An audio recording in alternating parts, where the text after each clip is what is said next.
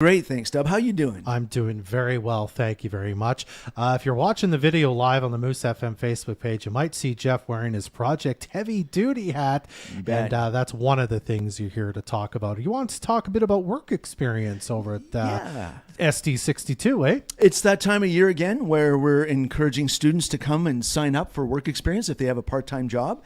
So students currently in grade 10 or 11, we need them to come on down and talk to myself or Louis Vaquero so we can get the ball rolling and the paperwork in place so that we can get them some credits for their part-time job over the summer. Now, is it like a set amount of credits that you get, or does it depend on how much you work and that sort of thing? There is a set amount. So students can get up to 8 credits through the Work Experience program because there's Work Experience 12A and then Work Experience 12B. I see. Yeah, you've got to finish 12A before we can start you in 12B. Yeah. So students that might sign up for 12A over the summer, we can get them finished up quickly in September and get them signed up for 12B.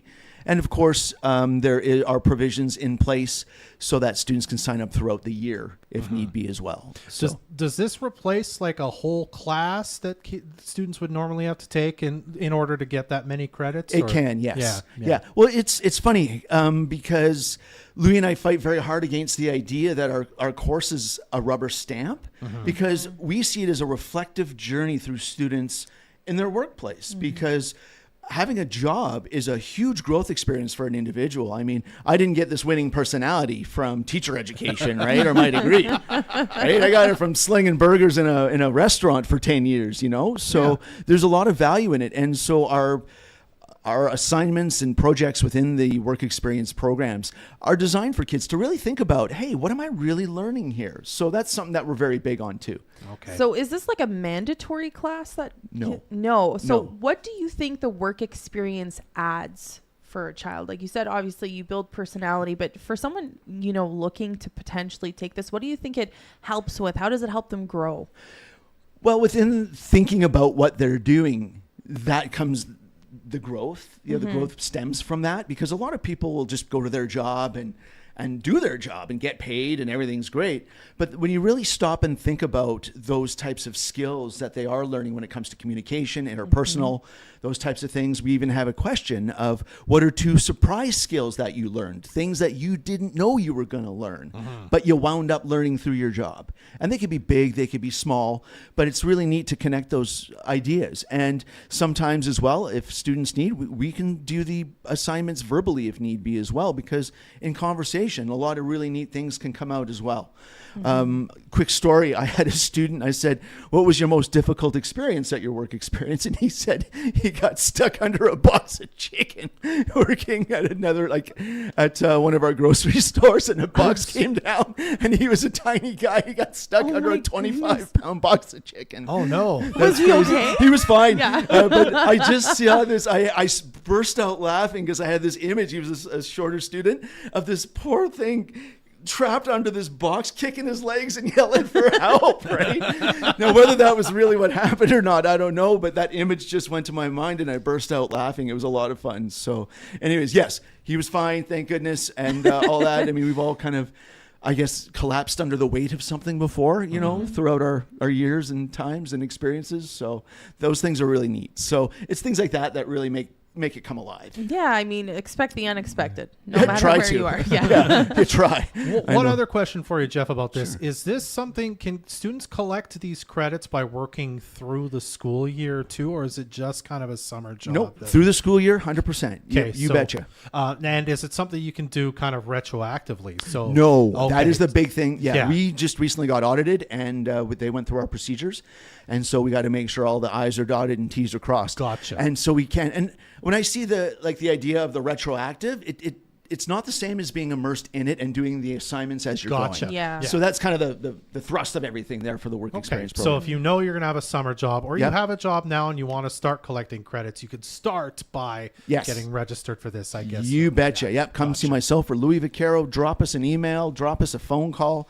We even have a QR code kids can scan to say, I'd like to talk to you. Gotcha. And cool. we have some really neat processes in place for communication. We have message boards on our doors and stuff. Leave me, write your name up there if I'm not in my office like now, right? So, I might get back and somebody might hear this, or a student maybe this morning has come in, writes their name on the board and says, hey, Mr. Mayor, I want to talk to you. So then we go hunt them down. So It's like being Dog the Bounty Hunter sometimes.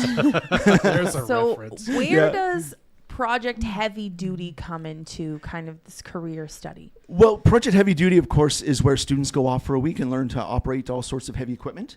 And we are celebrating our 20th event this year. Excellent. It's amazing. It was started in 2002 with Richard Koop and Don Goodbun. And Ty Goodbun, Don's son, and myself have continued and carry the torch as well. So it's such an amazing week. And I just want to give a shout out to all of our sponsors. We can't do it without them. I crunched the numbers last year, and this week cost last year approximately $230,000 for the week. Wow. Now, the vast majority of that is donated through equipment donations, some fuel donations, stuff like that. And shout out to all of our, again, sponsors, because we can't do it without these companies. We even sometimes get brand new equipment on site for the kids. Yeah. I was talking with Inland down in Prince George, and the gentleman there said that they're actually currently building the machine they're going to ship up here for the kids to use. Wow. So that's really neat. Now, again, logistics being what they are, meaning parts, whatever, maybe that machine doesn't come. But I mean, last year we had approximately, I want to say 3 pieces of brand new equipment. I'm talking plastic on the seats, brand new. That's awesome. It is amazing. So the generosity of this community is just outstanding. And quickly back to the work experience as well. We can't do our work experience program without the help of the community. We have one of our evergreen programs where special needs kids go out and do a volunteer work experience during the day, just to get them immersed into a job site, get some basic skills, build a resume. And we could not do that without our regular supporters. And, like Amanda's No Frills, Dollar Tree they are just amazing to us. All of them, Mustang Rentals. I don't want to leave anybody out, but sorry if I did. It's not intentional, I mean. There's a lot of you that come out to help. There are a ton that come out to help. We got, 12, 13 kids out right now, and they get bused to their work experience. And somebody mentioned something online about that recently on a very positive note, and I want to shout out to all those. Fort St. John's such an amazing community. I mean, back to Project Heavy Duty. There are other heavy equipment programs in BC, but none like this. Yeah. I mean, I get to brag a little, right? But I mean, a lot of the times they have heavy duty rocks throughout different places, and the kids are only 2 days on the equipment. Our kids are 5 days on the equipment, and it's a real work site. So we have to pass engineers, compaction tests, all that type of stuff. Ty is bringing in Shoreline to do some safety stuff. There's a new safety program out there that a lot of industry is using. And so we try to really replicate the standards of industry as much as possible, so the kids get a very, very authentic experience. You're not just kind of goofing around with the equipment. Oh, heck no. You kidding? We got stuff to do, man. we got to move the dirt. So if someone wants to donate to Project Heavy Duty, whether that be equipment or perhaps other resources needed, how can they do that? Equipment, we go to Ty, but they can filter through me. I think Ty's got a lot of that done. But if anybody wants to financially contribute and be a part of it, you betcha they can contact me at jmayer@prn.bc.ca. Or there's also a link on our website, on the school district website, under programs. There's a Project Heavy Duty link, and that takes you to our webpage. And there is a means of donating by e-transfer. Yeah. So I get all that information too, because we have a big sponsor sign. We make sure that I'm very, very conscientious as much as possible to make sure that I acknowledge our sponsors and donors, just because we can't do it without them. So I know we'll be contacting energeticcity.ca, for an article, and then a list of sponsors and all that to say thank you. We have a big sponsor sign that actually stays on the site for a year with all the different company logos and stuff like that. Yeah, I just took down last year's. It's still a mud pit out there. Need to dry up a little, but this wind and the sun will help a little. But so anyways, again, thank you, Fort St. John and community. We cannot do these programs without you. I feel very blessed to be a part of our careers programs. A quick shout out to the Youth Work and Trades program apprenticeship. That's always available to sign up. And also students in grade 10 and 11 are encouraged to talk to Sharon Heckel in regards to our dual credit program as well, where in grade 12 students can go to the college, access their programs, and get both college credit and high school credit. And if they successfully complete, we pay for it. That's amazing. Isn't I'll it? say. Yeah. Well, we're standing on the shoulders of giants. This district has been very, very proactive, and there's been some great people to do and put great things in place over the decades. And so we just continue on and try to improve it the best we can as we go along, and enjoy what we do and love watching kids grow and help them create their future.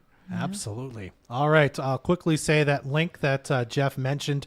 You can find it on the video that you may be watching now, or check it out on the Moose FM Facebook page. The link to the website to find out more information there. Jeff, always a pleasure to talk to you. Before we let you go, anything else you want to add? Just thank you. I can't say it enough. Thank you. Yeah, this place is amazing. Oh, you're very welcome. Thanks for being here again. Thanks Jeff. for having me come on. It's always fun seeing you. It's nice to meet Katrina. Yeah, nice to meet Did I you get too. that right? I think I got it right. Katarina. It's Katarina. close Oh, it's close. I missed that little emphasis there. Katarina, sorry. Thanks so much. This community interview is supported by your Member of Parliament, Bob Zimmer. Stop by his office in Fort St. John at 9916 100th Avenue and in Dawson Creek at 104